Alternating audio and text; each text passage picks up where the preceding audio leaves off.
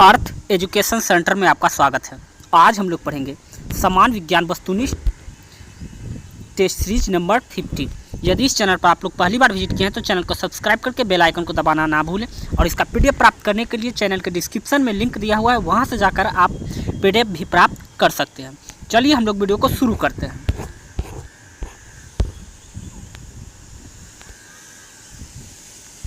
निम्न में से किस बैक्टीरिया पर एंटीबायोटिक का कोई प्रभाव नहीं होता?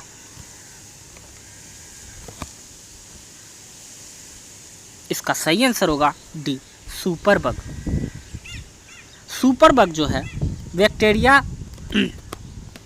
का जो है एंटीबायोटिक पर कोई प्रभाव नहीं होता है।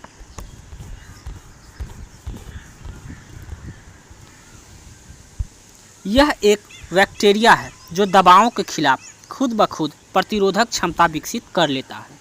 साफ सफाई की कमी, डॉक्टरी सलाह के बिना अधिक एंटीबायोटिक का प्रयोग, पोल्ट्री उद्योग, दवा निर्माता कंपनियों से निकलने वाले अपशिष्ट पर्यावरण में बड़ी संख्या में एंटीबायोटिक प्रतिरोधक जीन विकसित किए हैं जो मानव शरीर के अंदर सुपरबग बना सकते हैं। इस सवाल से हमें इतनी जानकारी प्राप्त होती है। वीडियो को लाइक और कमेंट करके हमें बताइए कि आपको यह सीरीज कैसा लगता है। दूसरा सवाल है, भारत का पहला मानव रहित चंद्र मिशन चंद्रयान प्रथम को किस प्रमोचन यान द्वारा सफलतापूर्वक चंद्रमा पर स्थापित किया गया? इसका सही आंसर होगा ए, PSLV-11। चंद्रयान 1 जो है वो PSLV-11 के द्वारा सफलतापूर्वक चंद्रमा पर स्थापित किया गया था। आइए इसके डिटेल्स में रिलेटेड सवाल को हम लोग देखते हैं।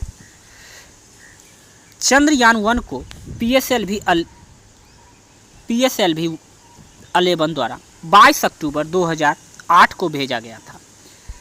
चंद्रयान 22 जुलाई 2019 को भेजा गया। यह GSLV मार्क 3 से अंतरिक्ष में भेजा गया था और चंद्रयान 2 जो था वो 22 जुलाई 2019 को भेजा गया था और ये GSLV मार्क 3 यंत्र से भेजा गया था। चंद्रयान 2 के द्वारा विक्रम लैंडर एवं प्रज्ञान रोवर को भेजा गया था। भारत का अब तक सबसे भारी उपग्रह GSAT-2 है। इसका वजन 5854 kg। यह 5 दिसंबर 2018 को छोड़ा गया था।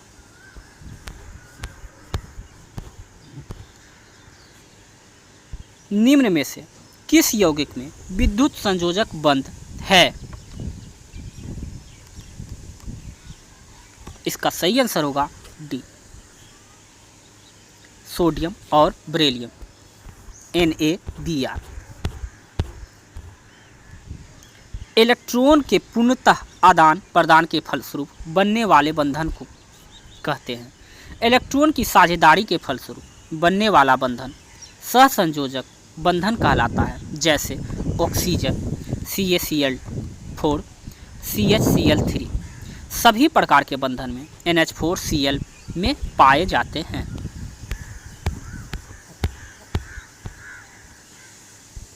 जब HCl के 10 के पावर 8 मोल 1 लीटर में मिलाया जाता है तो विलयन का pH मान होगा। इसका सही आंसर होगा डी, 7 से कम।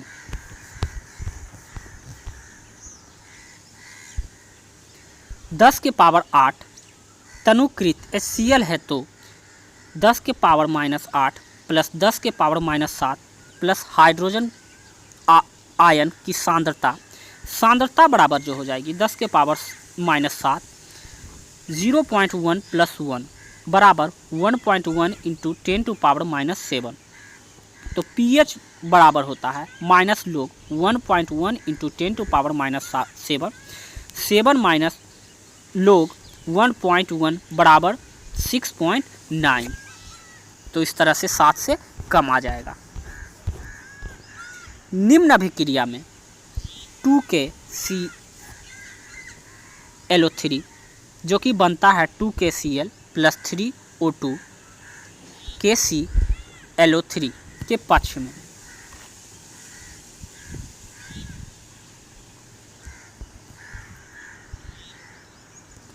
तो हो जाएगा ऑक्सीकरण हो रहा है और ऑक्सीजन का अपचयन हो रहा है। इस तरह से इसका आंसर हो जाएगा ऑक्सीकरण हो रहा है और ऑक्सीजन का अपचयन हो रहा है।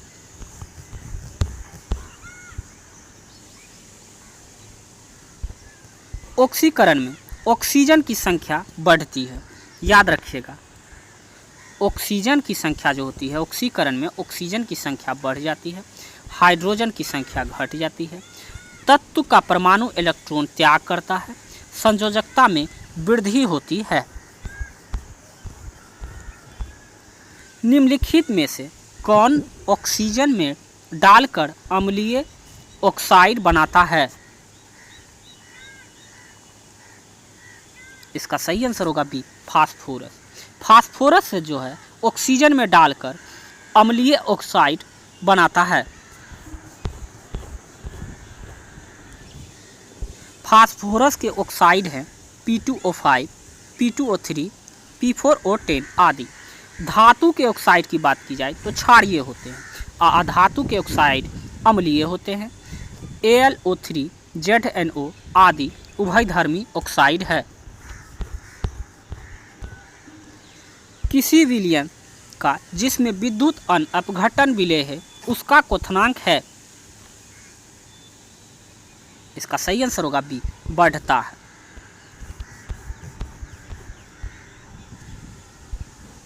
किसी विलयन में जिसमें विद्युत अपघटन विलेय है उसका क्वथनांक घटता है। विद्युत धारा के प्रवाह से जब कोई पदार्थ दो या दो से अधिक घटकों में टूट जाता है तो उसे अपघटन कहते हैं। यह पदार्थ विद्युत अपघटन कहलाता है। विद्युत अपघटन का नियम फैराडे ने दिया था। निम्न में कौन सा पाइसीकरण है? इसका सही आंसर होगा ए, साबुन। साबुन एक पाइसीकरण है। दो या दो से अधिक अमिश्रणीय तरल पदार्थ को बना एक मिश्रण पायस कहलाता है। साबुन उच्च वसीय अम्ल का सोडियम या पोटेशियम लवण है। वसीय अम्ल NOH या KOH। साबुन प्लस ग्लिसरॉल। ग्लिसरॉल साबुन निर्माण की प्रक्रिया में एक उत्पाद है।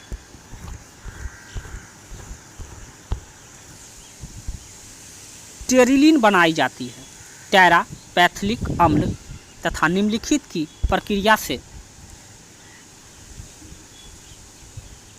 इसका सही आंसर होगा डी, एथिलीन ग्लाइकोल। टेरिलीन जो बनाई जाती है टेरापैथिलिक अम्ल और एथिलीन ग्लाइकोल से। यह कृत्रिम टेक्सटाइल फाइबर है जो पॉलिस्टर का बना होता है। यह क्रीज प्रतिरोधी कपड़े का निर्माण करता है। एसिटिलीन कृत्रिम रूप से फल को पकाने में उपयोग होता है। रेडियो तरंग की चाल और प्रकाश की तरंग की चाल का अनुपात होता है।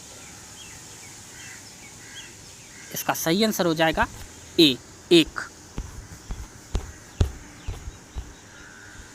विद्युत चुंबकीय तरंग की बात की जाए जहां x यूमर होता है, इनका आवेश शून्य तथा ये सभी प्रकाश के वेग में गमन करता है।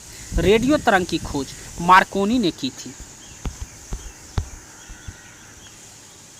यह युक्ति जो विद्युत धारा तथा चुंबकीय क्षेत्र पर निर्भर नहीं करती है।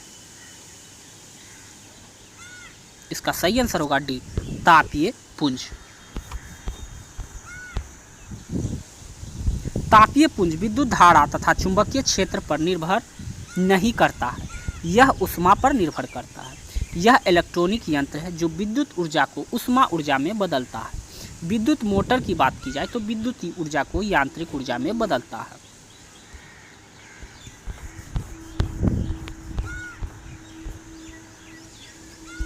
ADH का पूरा नाम क्या है? इसका सही आंसर होगा ए, एंटी डाययूरेटिक हार्मोन।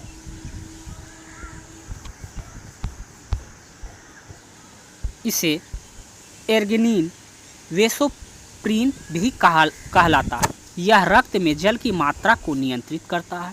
यह मूत्र निकास को भी समन्वित करता है। यदि बल तथा लंबाई का मात्रक 4 गुना कर दिया जाए तो ऊर्जा का मात्रक हो जाएगा। इसका सही आंसर होगा ए 16 गुना, क्योंकि ऊर्जा या कार्य W बराबर होता है F इंटू एस। W1 बराबर F इंटू एस, जो समीकरण 1 है। F है फोर्स, W है वर्क और S है टाइम।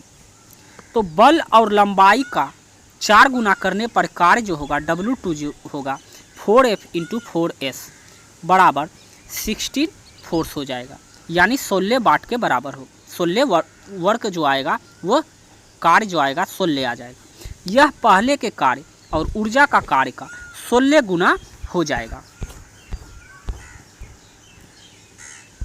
एक वस्तु का भार अधिकतम होता है। इसका सही आंसर होगा डी, निर्वात में। एक वस्तु का भार जो है सर्वाधिक होगा निर्वात में। एक वस्तु का भार जो है निर्वात में अधिकतम होता है, क्योंकि वहाँ उत्प्लावन बल का कार्य नहीं करता है। वस्तु का भार जो होता है m इंटू जी, अर्थात द्रव्यमान इंटू गुरुत्वीय त्वरण, वस्तु के भार के स्थान के अनुसार बदलता रहता है। पतझड़ किसके द्वारा रोका जा सकता है? इसका सही आंसर होगा सी, साइटोकाइनिन। पतझड़ जो है साइटोकाइनिन द्वारा रोका जा सकता है। पादप हार्मोन के 4 वर्गों में बांटा जाता है: ऑक्सिन, जिबरेलिन, साइटोकाइनिन और वृद्धिरोधक। एथिलीन तथा जिबरेलिन हार्मोन लिंग निर्धारण में महत्वपूर्ण भूमिका निभाता है। वहीं पुष्पन प्रेरक हार्मोन क्लोरोजीन है। कोई वस्तु 20 सेकंड में 200 मीटर पहली दूरी तय करती है और अगली 200 मीटर की दूरी के लिए 30 सेकंड का समय लगाती है, तो वस्तु की औसत गति क्या हो? तो औसत गति बराबर होता है कुल दूरी बटे कुल समय। इसका फार्मूला होता है S1 प्लस S2 बटे T1 प्लस T2। तो इस तरह से अगर हम लोग इसका करते हैं तो S1 जो है 200 है प्लस 200 बटा 20 और प्लस 30 सेकंड, इस तरह से आ जाएगा 400 बटे 50। तो इस तरह से आ जाएगा 5 8 जा 40, या अर्थात 8 मीटर प्रति सेकंड आ जाएगा। Answer is B. याद रखना है S1 प्लस S2 बटे T1 प्लस T2। पहली दूरी 20 सेकंड में तय की है 200 मीटर की, और दूसरी जो है वो 30 सेकंड में तय करती है। तो इसका औसत बताना था, एवरेज बताना था। एवरेज दूरी बराबर होता है कुल दूरी बटे कुल समय के बराबर। औसत चाल कुल दूरी और कुल समय का अनुपात होता है।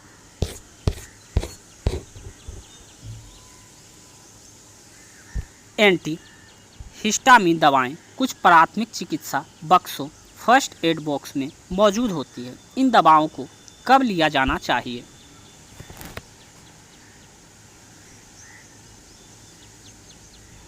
प्रागज, ज्वर, फीवर और एलर्जी के लक्षणों के कम करने के लिए।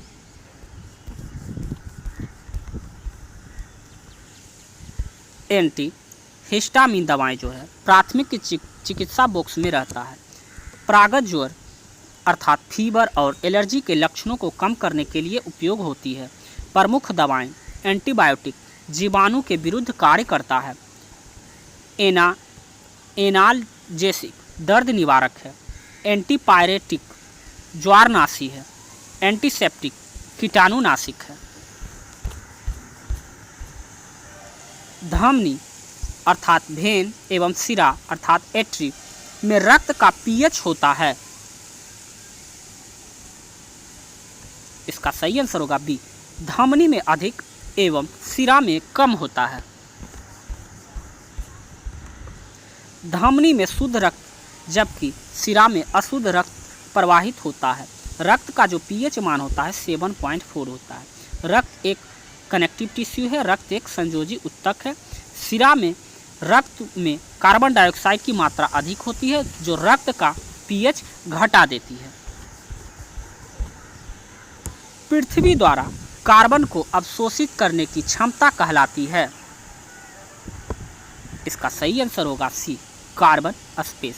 पृथ्वी द्वारा कार्बन को अवशोषित करने की क्षमता कार्बन स्पेस कहलाती है।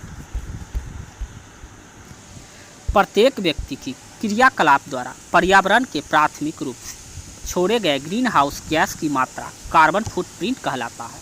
Carbon credit 1 tonne carbon dioxide gas के तुल्य होता है, अर्थात आवर वर्ल्ड वाइड फंड द्वारा बनाया जाता है।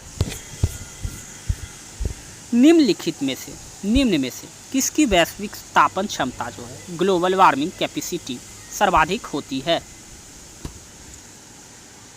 इसका सही आंसर होगा D, sulphur hexafluoride gas. Sulphur hexafluoride gas की जो होती है वैश्विक तापमान क्षमता जो होती है सर्वाधिक होती है। ग्रीन हाउस गैस की बात की जाए तो इसके अंतर्गत carbon dioxide, methane, nitrous oxide, ozone, chlorofluorocarbon एवं सल्फर हेक्साफ्लोराइड आते हैं। ग्रीन हाउस गैस पृथ्वी को गर्म करने के लिए उत्तरदायी है। 2F और 3F धारिता के दो संधारित श्रेणी में जोड़ा जाता है। 1F के तीसरे संधारित को उनके समांतर में जोड़ा गया है तो परिणामिक धारिता होगा। आइए इसको हम लोग सोल्व करते हैं। अब श्रेणी क्रम की बात हुई है। C1 और C2 को श्रेणी क्रम में जोड़ा गया है और C5 बराबर जो होता है C1 प्लस C2, इस दोनों का LCM लेंगे तो आ जाएगा 1/2 प्लस 1/3 बराबर 3 + 2/6, जो आंसर आएगा 5/6। तो C5 बराबर 6/5 आएगा। 6 5 + 6 3 बराबर जो 6 + 5 + 1 एक जोड़ने पर 11.5 UFI। एक जाति या इसकी समाविष्टि में कुल आनुवांशिक विविधता को कहते हैं। इसका सही आंसर होगा डी, जीन पूल। एक जाति या समाविष्टि के कुल आनुवांशिक विविधता को जीन पूल कहते हैं। जीन डीएनए का बना होता है। डीएनए अर्थात डीऑक्सी राइबोन्यूक्लिक अम्ल है। यह एक वंश से दूसरे वंश तक आनुवांशिक सूचनाओं को परिवहन करता है। मेंडल के नियम का अपवाद है।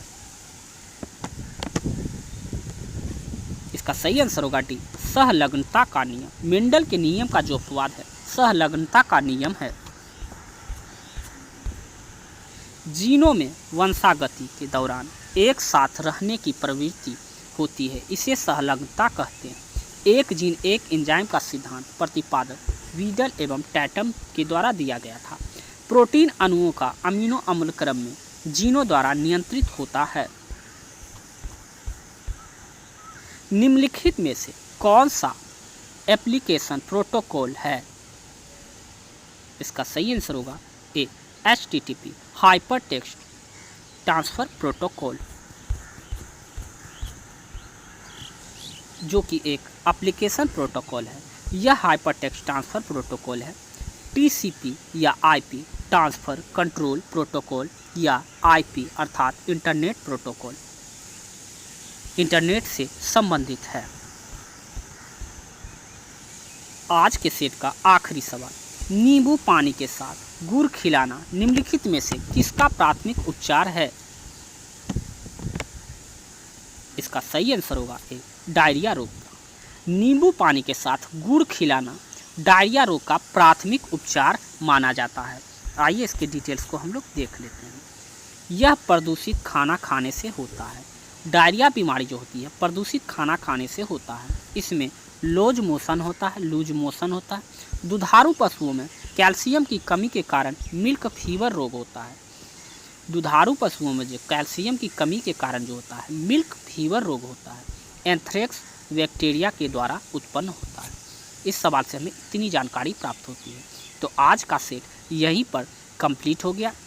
यदि आपको यह वीडियो अच्छा और हेल्पफुल लगा हो तो चैनल को सब्सक्राइब करके बेल आइकन को दबाना ना भूलें, ताकि जब भी कोई न्यू वीडियो अपलोड हो उसका नोटिफिकेशन पहुंचे सबसे पहले आपको। और जितने भी आपके दोस्त हैं उनके साथ शेयर कर दीजिए, ताकि इनका लाभ वो भी उठा सके। और इसका PDF प्राप्त करने के लिए डिस्क्रिप्शन के नीचे हमारा टेलीग्राम का लिंक दिया हुआ है, वहाँ से जाकर आप टेलीग्राम ज्वाइन कर सकते हैं। वहाँ आपको ढेर सारी PDF प्राप्त हो जाएगी। तो मिलते हैं हम लोग नेक्स्ट वीडियो में। अभी के लिए बस इतना ही। जय हिंद।